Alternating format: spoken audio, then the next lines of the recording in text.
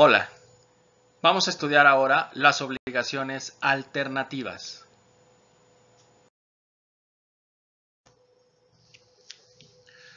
Artículo 1963. En las obligaciones alternativas, la elección corresponde al deudor si no se ha pactado otra cosa. Es decir, digamos que hay dos obligaciones y él puede elegir entre cumplir con una o cumplir con otra.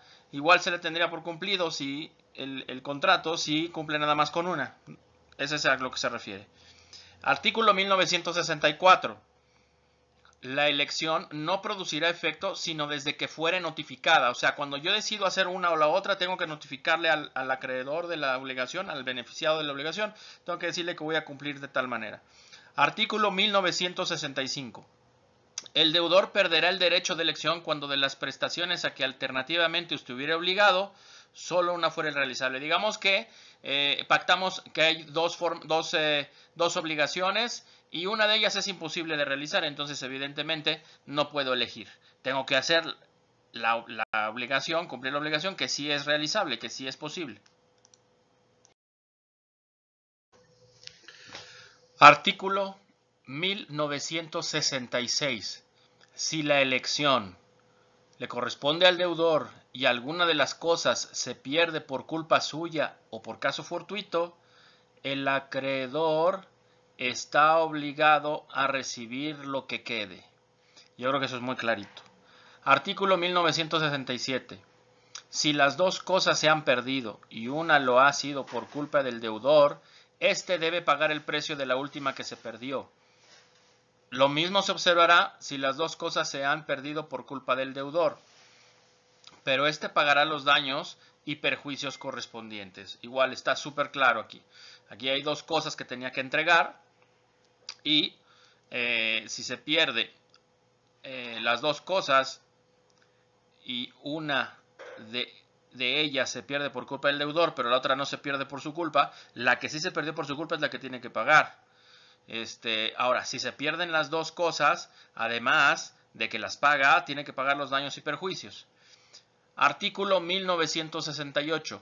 Si las dos cosas se han perdido por caso fortuito, el deudor queda libre de obligación. Es decir, por algo que sucede que era imposible que él pudiera prever y cuidar, entonces ahí queda libre de la obligación. Artículo 1969. Si la elección compete al acreedor y una de las dos cosas se pierde por culpa del deudor, puede el primero elegir la cosa que ha quedado o el valor de la pérdida con pago de daños y perjuicios. Aquí, bueno, pues evidentemente si el acreedor podía elegir entre dos productos que tenía el deudor y se pierde un producto por culpa del deudor, pues evidentemente el acreedor tiene la opción de decir, dame el dinero de lo que costó lo que se perdió o no, me quedo con el objeto que quedó, con el que sí, elijo el otro. Además, me pagas los daños y perjuicios. Artículo 1970. Si la cosa se pierde sin culpa del deudor, estará obligado el acreedor a recibir lo que quedó. Artículo 1971. Si ambas cosas se perdieren por culpa del deudor, podrá el acreedor exigir el valor de cualquiera de ellas con los daños y perjuicios o la rescisión del contrato. Entonces, aquí solo puede exigir una de ellas porque se supone que es alternativa, es decir, hay elección, no puede quedarse con las dos. Entonces, sea que exija la rescisión del contrato y si la rescisión del contrato le tienen que regresar su dinero o en su caso elegir cualquiera de las el valor, se perdieron las dos, el valor de cualquiera de las dos que se perdió, además de los daños y perjuicios.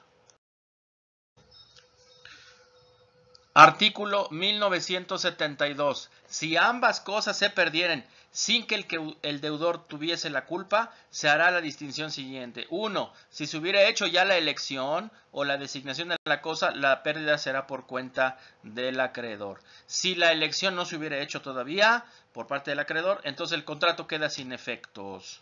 Artículo 1973. Si la elección es del deudor y una de las cosas se pierde por culpa del acreedor, podrá el primero, o sea el deudor, pedir que se le dé por libre de la obligación o que se rescinde el contrato, con indemnización de los daños y perjuicios.